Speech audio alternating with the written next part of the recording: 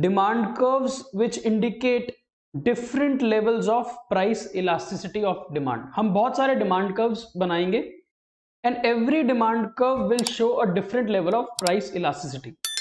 First is when elasticity is more than 1, इसको हम क्या बोलते हैं, greater than unitary elastic. Greater than unitary elastic का मतलब है अगर इलास्टिसिटी 1 से ज्यादा आती है तो। अब 1 से ज्यादा इलास्टिसिटी कब आती है और क्यों आती है, इसका रीजन क्या है?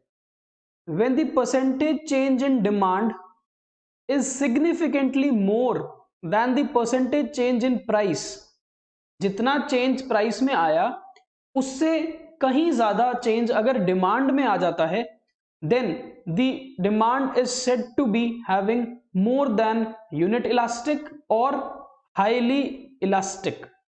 Graphically, the demand curve is flatter. Graphically demand curve flatter होगा।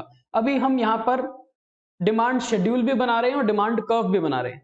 सो मान लो पहले प्राइस 50 रुपीज था और पहले डिमांड 500 थी, बाद में प्राइस बढ़ गया, बढ़कर 75 रुपीज हो गया और कॉन्सिक्वेंटली डिमांड डिक्रीज 100 तक हो गई।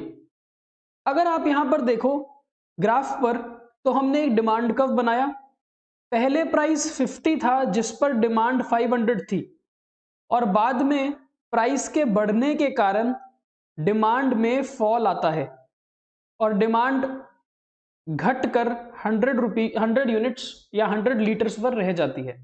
सो on the graph you can see that the change in price, ये रीजन बहुत छोटा है in comparison to this region, और we can say that the change in price is relatively lesser than change in demand, या फिर demand में बदलाव ज्यादा आया है जितना प्राइस में बदलाव आया है उससे। और यहां पर अगर आप परसेंटेज वाइज कैलकुलेट करो, मैं पहले क्वेश्चन में करके दे देता हूं आपके पास, if you calculate the percentage change in price तो आप बोलोगे percentage change in price is 50%। 50 rupees में 50% ऐड हुआ तो 75 रुपीज पर प्राइस पहुंच गया। लेकिन जो डिमांड में चेंज आया है, परसेंटेज चेंज इन डिमांड, वो कितना है? अगर आप परसेंटेज चेंज डिमांड में निकालोगे तो वो 80% आएगा, बिकॉज 500 की डिमांड 100 पर आ गई है, तो there is a fall of 400 units in demand which is equal to 80%। तो आपने यहां देखा कि प्राइस के चेंज से कहीं ज्यादा चेंज डिमांड में आया है, that is why we can say that the elasticity of this demand curve is greater than 1। ऐसे ही हम आगे चलते हैं। When elasticity is lesser than 1, elasticity 1 से कम होने का मतलब क्या है कि प्राइस में चेंज ज्यादा आएगा पर डिमांड कॉन्सिक्वेंटली कम चेंज होगी। तो हमने बोला when the percentage change in demand is less than the percentage change in price, the demand is said to be less elastic, या तो वो कम इलास्टिक बोल दो उसको, या फिर it is less than unit elastic, या फिर relatively inelastic। ये सारी बातें एक ही चीज के बारे में बोल रहे हैं। या तो हम उसको बोलते हैं less than unit elastic, या फिर less elastic, या फिर relatively inelastic। Graphically the demand curve is steeper। पिछले केस में हमने क्या बोला था? पिछले केस में हमने बोला था कि डिमांड कर्व इज फ्लैटर, यहां पर हम बोल रहे हैं कि demand curve is relatively steeper. Graph पे अगर आप देखो, पहले प्राइस 40 था, डिमांड 2 यूनिट्स की थी, प्राइस कम हो जाता है और प्राइस कम होके 10 रुपीज पर आ जाता है एंड डिमांड इंक्रीज तो करती है पर डिमांड उतना इंक्रीज नहीं कर रही है जितना परसेंटेज चेंज प्राइस में आया है। तो if you look at the graph, पहले प्राइस 40 था और डिमांड 2 यूनिट्स की थी, बाद में प्राइस कम होके 10 पर आ गया और डिमांड सिर्फ 3 यूनिट्स तक ही बढ़ पाई। तो if you look at the change in price, this region looks more than this region, है ना। यानी कि चेंज इन प्राइस और चेंज इन क्वांटिटी को अगर आप देखो तो चेंज इन डिमांड या क्वांटिटी डिमांडेड कम बदली है और प्राइस ज्यादा बदल गया है। सो इसको बोलते हैं लेस इलास्टिक।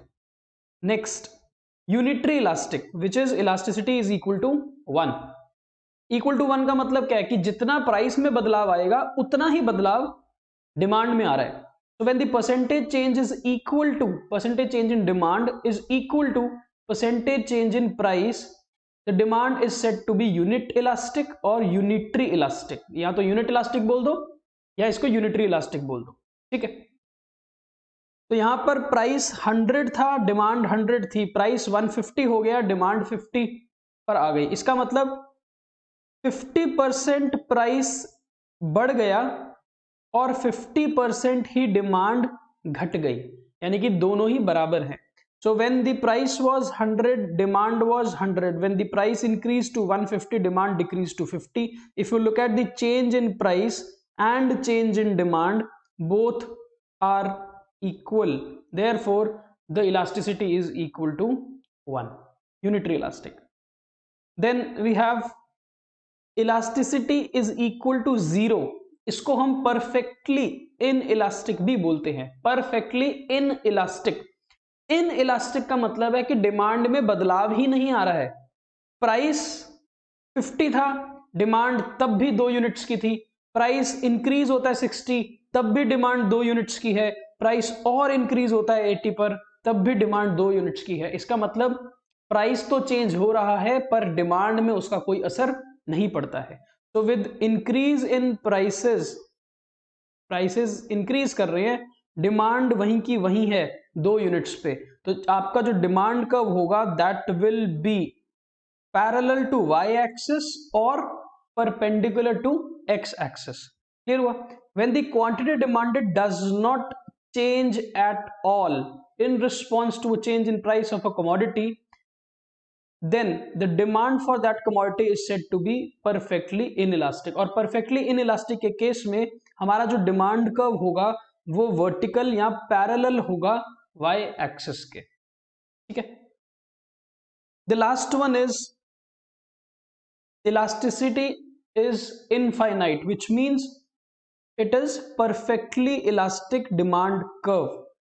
यहां पर क्या होगा, प्राइस 30 था तब भी डिमांड 2 थी, और प्राइस 30 ही है तब डिमांड बदल के 5 हो गई, यानी कि देयर इज नो चेंज और slight change in price. Price तो बदल ही नहीं रहा है पर फिर भी डिमांड में बहुत ज्यादा चेंज आ रहा है, यानी कि the customer is very sensitive to this commodity. इस प्राइस को अगर आप थोड़ा सा भी बदलोगे तो डिमांड बहुत ज्यादा चेंज हो जाएगी।